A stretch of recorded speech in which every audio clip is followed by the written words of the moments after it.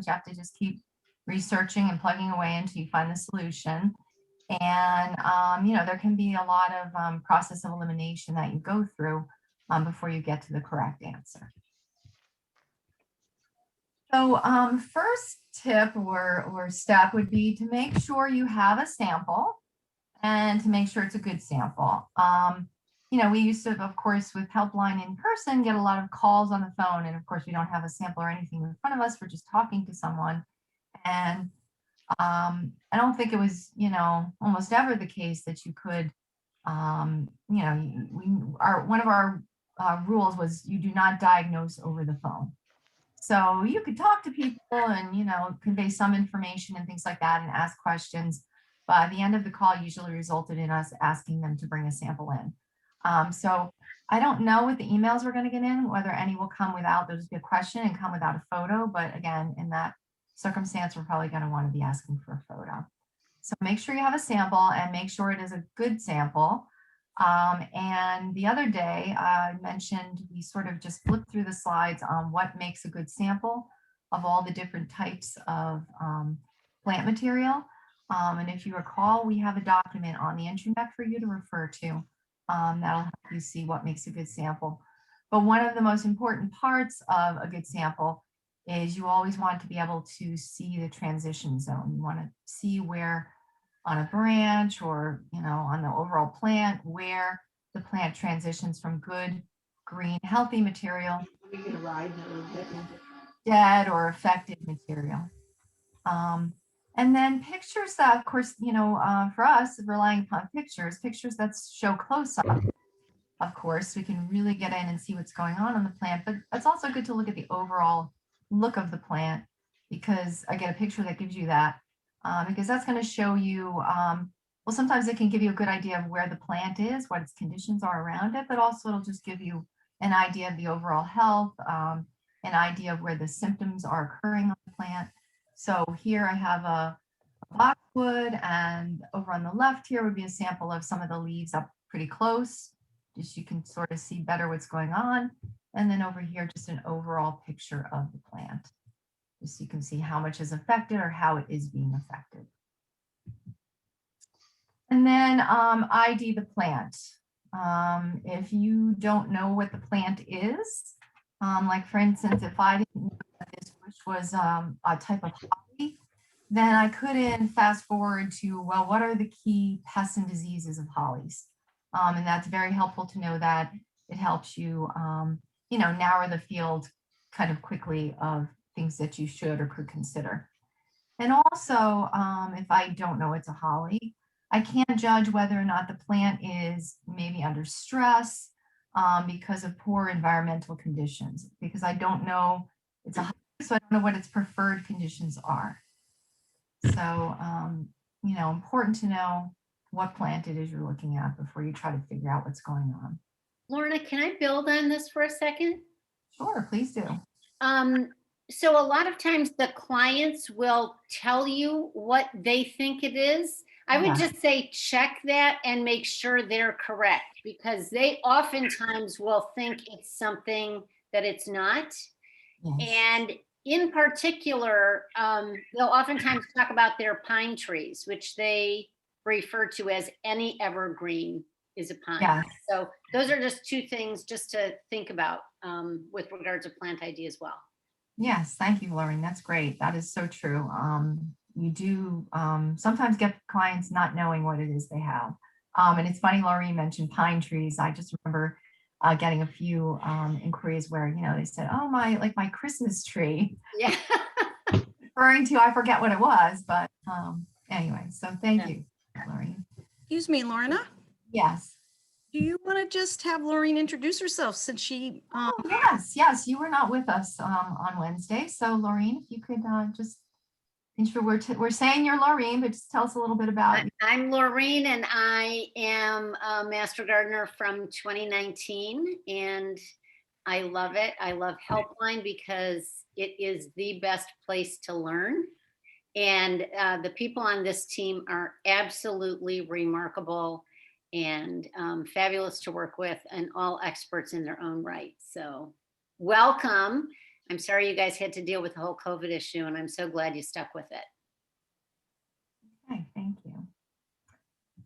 All right, so it's always helpful to know what is normal for a particular plant. So become familiar with those normal characteristics so you don't basically waste time on maybe a problem that doesn't even exist. So I put a few examples here of things that could sort of throw you off. So if I saw this picture here on the left, this columbine, and I looked at it at first, I would maybe think, ooh, that's got a virus, right? Because that different blotchy yellow coloration, that might make me jump to that conclusion at first. But that is, I don't know if it's new, but a variegated columbine.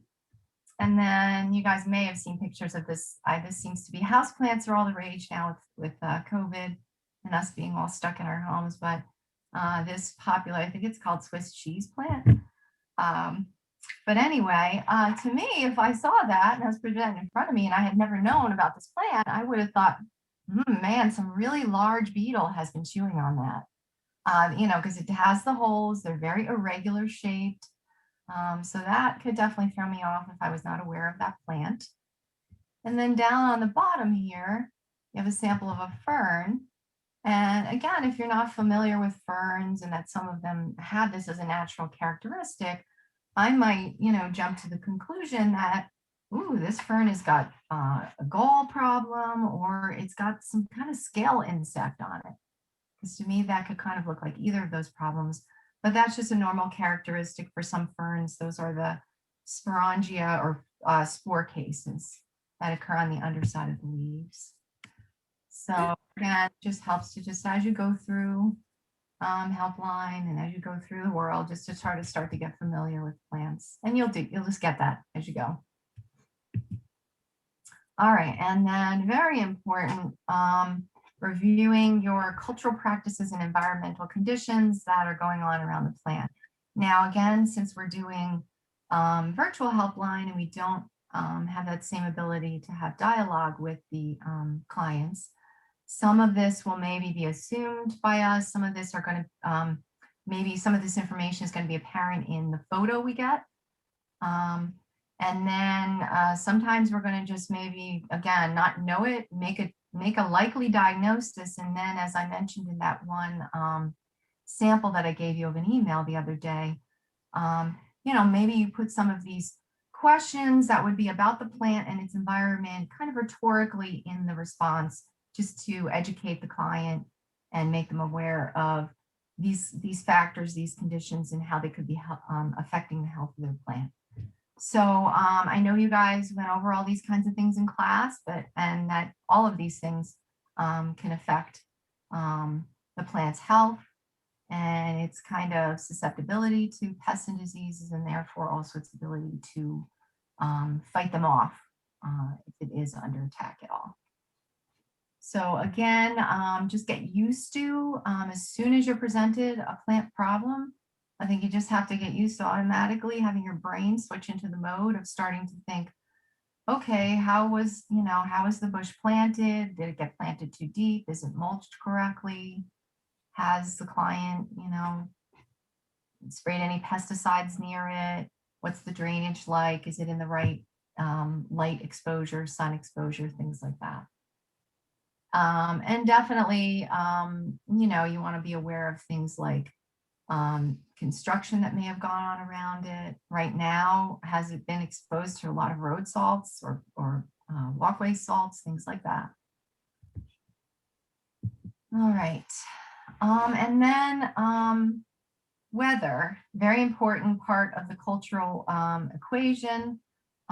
Just try to, again, have in the back of your mind a sense of, what's going on right now in the weather, what maybe just happened earlier in the season, and even what was occurring last season.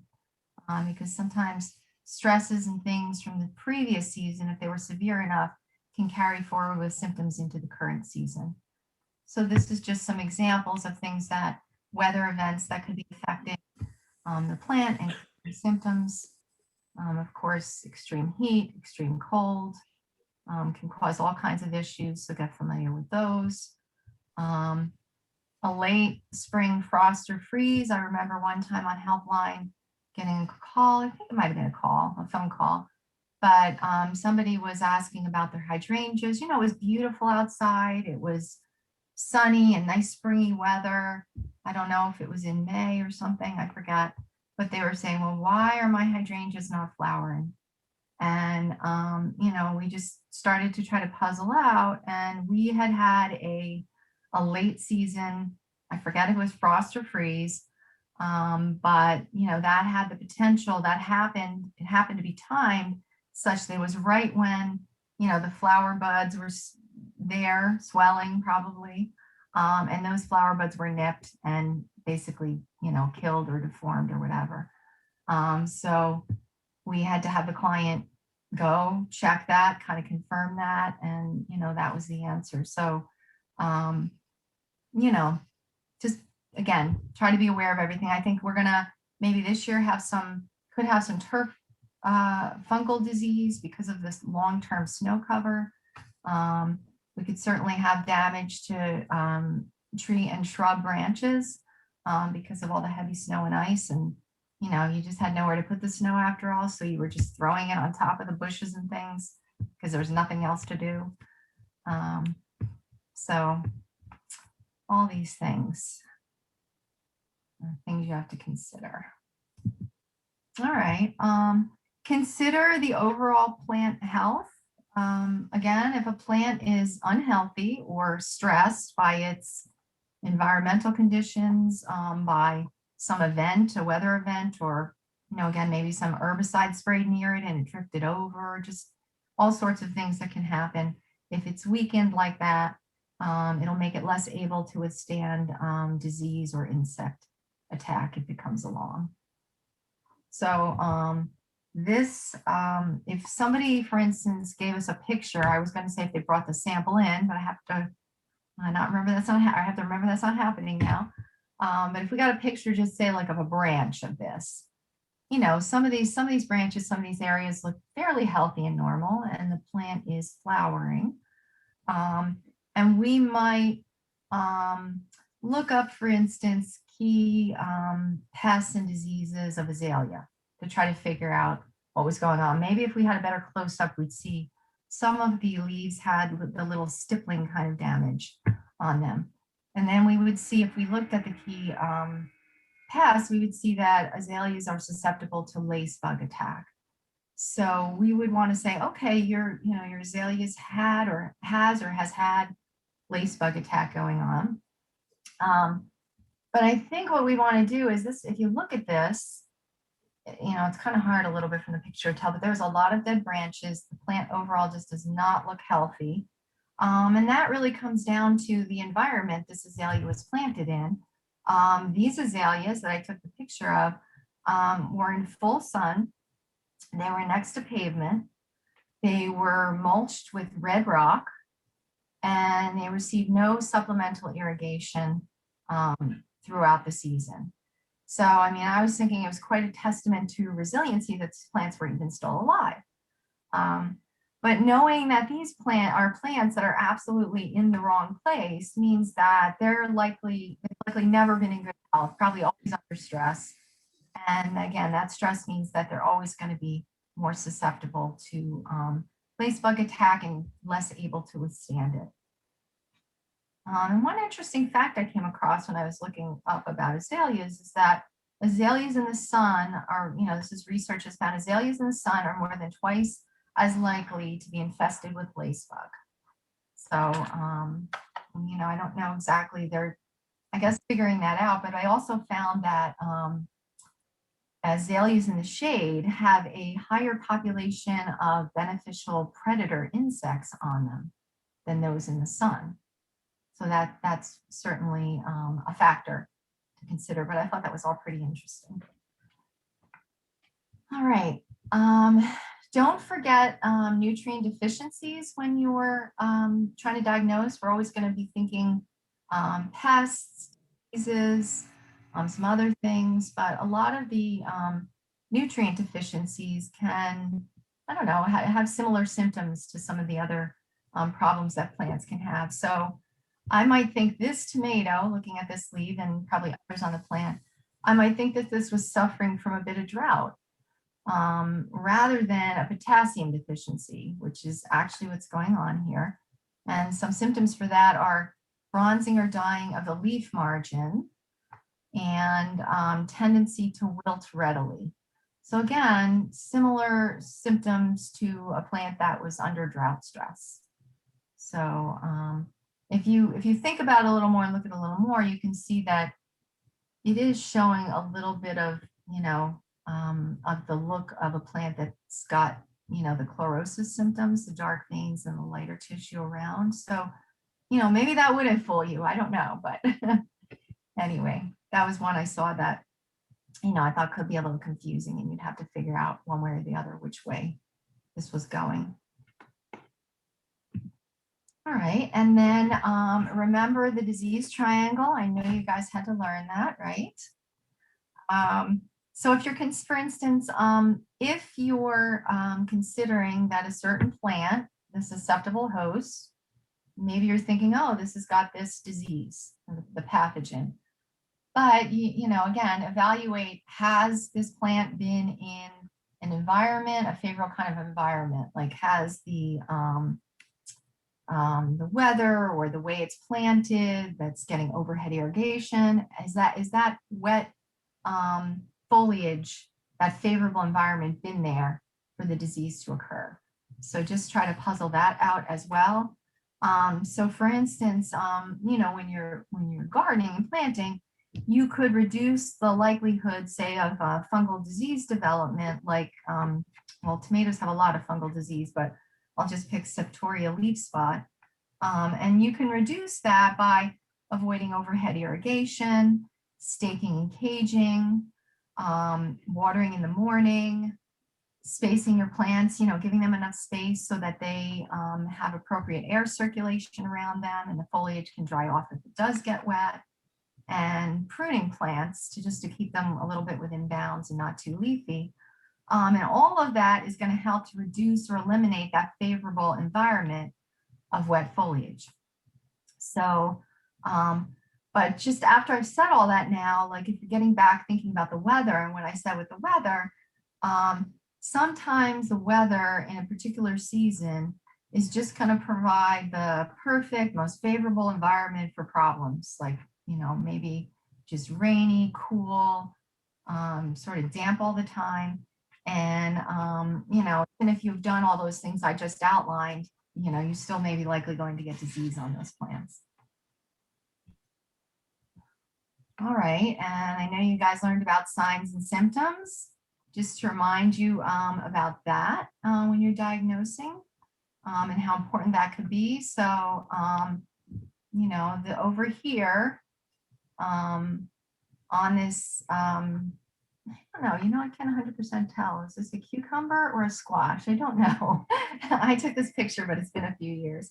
But anyway, on the leaf surface, we have the sort of yellow, it's kind of faint here, but yellowing upper leaf in kind of spotty yellowing. So that would be the symptoms that are occurring on the plant in response to whatever's going on. And then of course, if you flip the plant over, the leaf over, you can see the actual signs, the actual, fuzzy, whitish, grayish mold spores under there occurring. So, yeah, I have a little example about that I'll talk about in a few slides, but a way that could be important.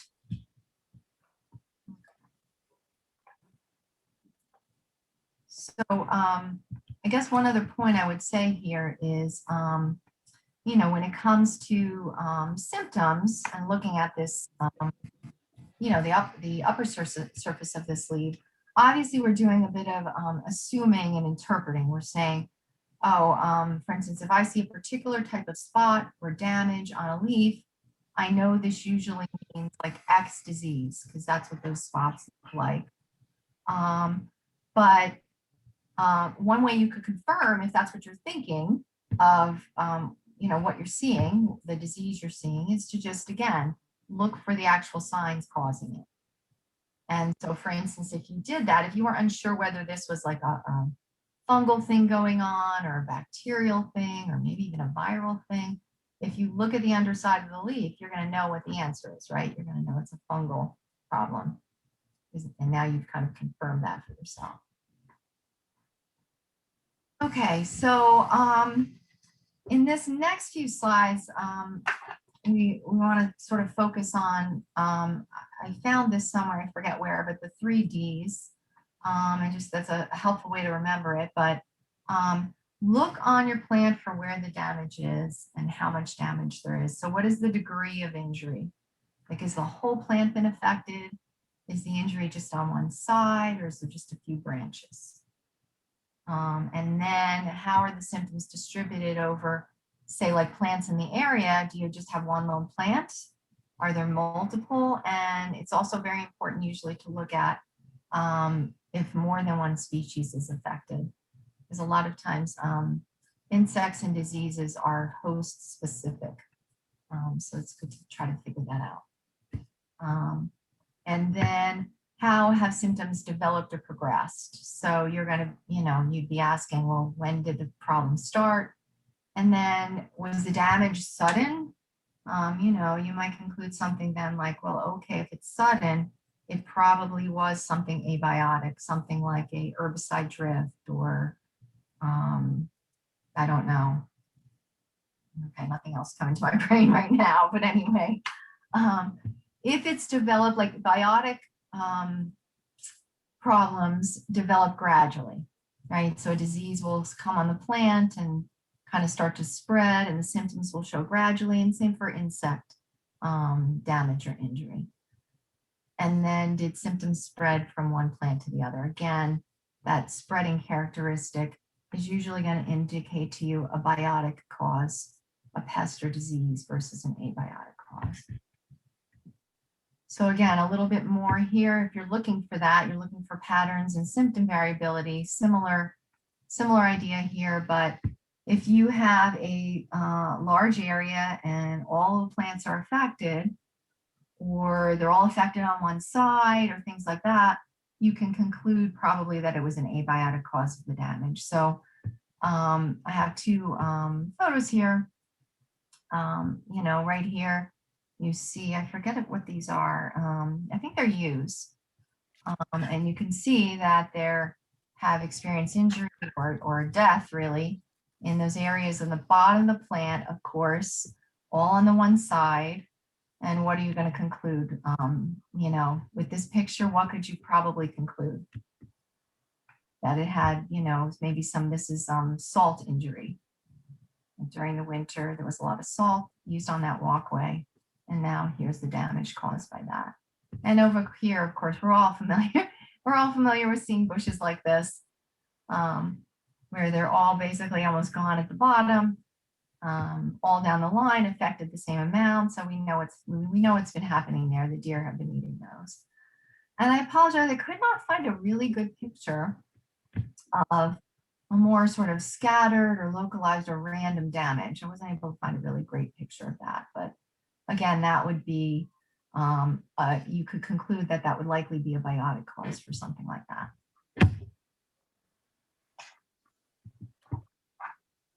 All right, and then important not to jump to or accept your first conclusion. There has been times on the helpline when I've gotten a sample or a call or a question, and I think right away, oh, I know that, and just because I know it or something, or I think it looks like something that I believe I know. And you definitely want to double check yourself, just like even when you're researching, you want to double check your research. So you want to make sure that what you're thinking makes sense with respect to the plant, whether or not it's a key problem of that plant, the cultural conditions it's in, what time of year, what's going on that way, what's been going on with the weather.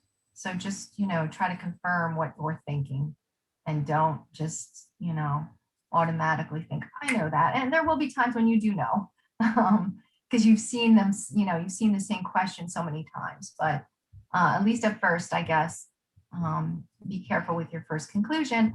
And then this is an example of some things that, again, I guess this is like, the deficiency.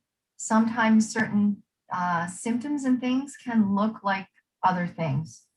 So, for instance, over here, if I saw this, these, damage on these leaves here, I might conclude what, like fungal leaf spot, right? It has a sort of tan center, a dark margin.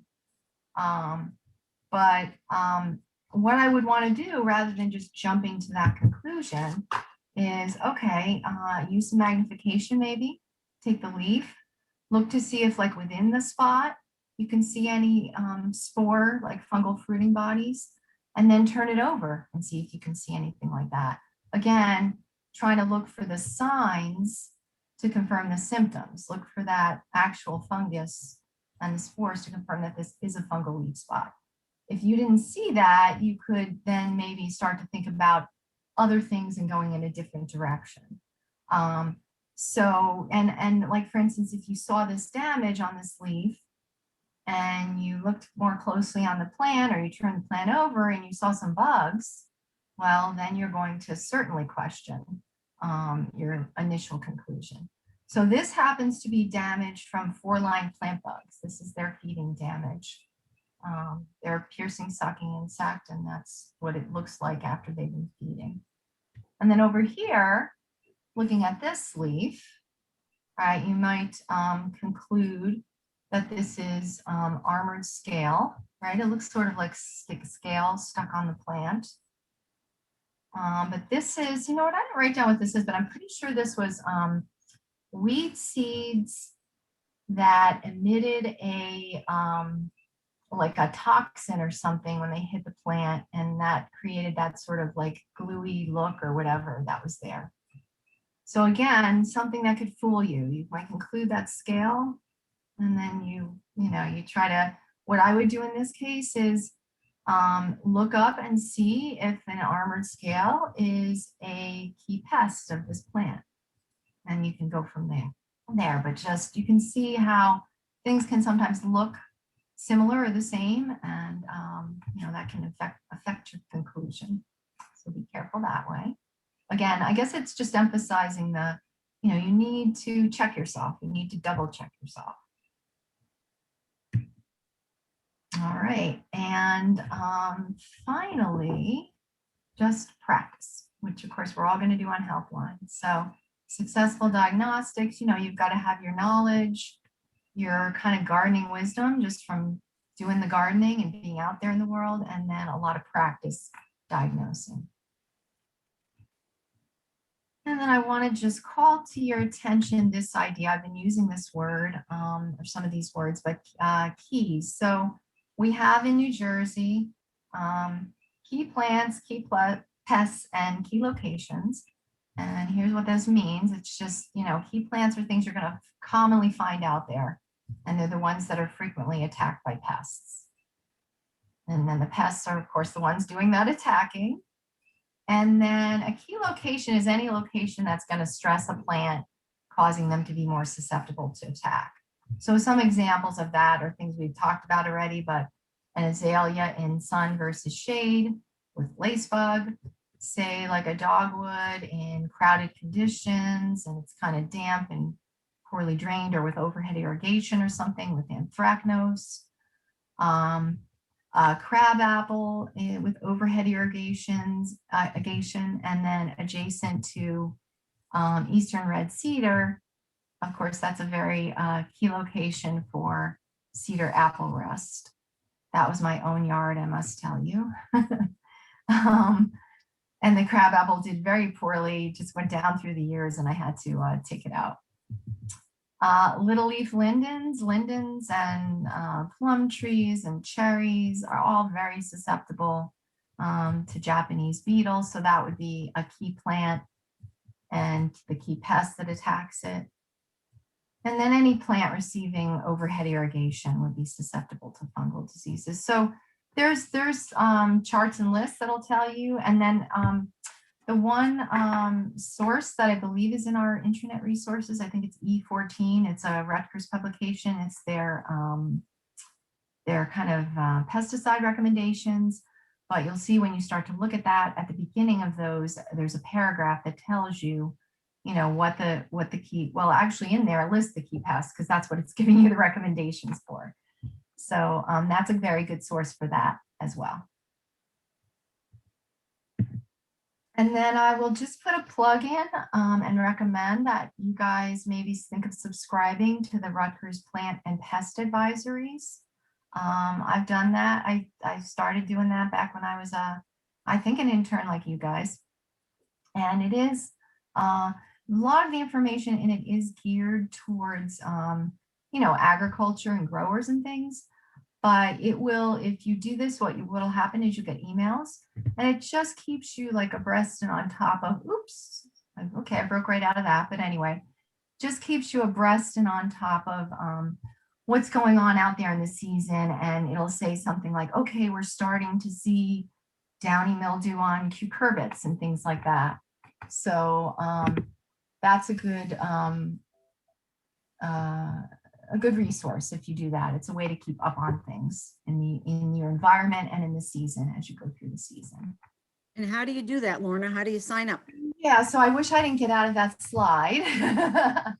Let me, I think pretty much it's, if you just Google Plant and Pest Advisory in Rutgers, you will see it. And then it asks you if you want to subscribe. I have here, it's like, my thing is it's coming from PP Advisory at njaes.rutgers.edu, but I don't think you have to write that down. I just think if you Google Plant and Pest Advisory and Rutgers, extension. And there are different ones, so you can pick what you want to see. I don't know, I forget what each of them are, but you can do all of them if you want, but some of them are more particular to what we're doing. It So- is a free subscription. Actually, that is the right. Oh, I'm sorry. Yeah, it is a free subscription. You just need to provide an email address. Right. There are several tabs along the top, everything from commercial agriculture, livestock, field and forage. The one in particular, maybe you want to subscribe to is landscape, turf and nursery. Yes. I would say more specifically about what we're dealing with than any of the other tabs and topics on that pest advisory. Right. I can also email out the link to everybody or drag it to the helpline resources. It is free subscription. You'd get an email probably 3 o'clock every morning with the previous day's postings, and the postings are there forever. So you can go back in time and look at previous postings as well. Right. And again, that's going to have like recommendations and things that are more geared towards growers. So we're not going to really ever use it for what we're recommending. But again, it helps you stay up on what's happening out there. That's actually an interesting point as well, because EO14, as we know, is from 2006 or something like that. And this plant and pest advisory may have more updated information. And Nick, I'm assuming that because it's coming from Rutgers and they're making the recommendation, that would mean it would be okay. Yes. Yes. The only thing there was if it's labeled for residential use versus commercial use. Right, exactly. And if you need a license to apply, but Right. right. Okay. All right. Well, so that's it for our sort of just general taking you through the diagnostics.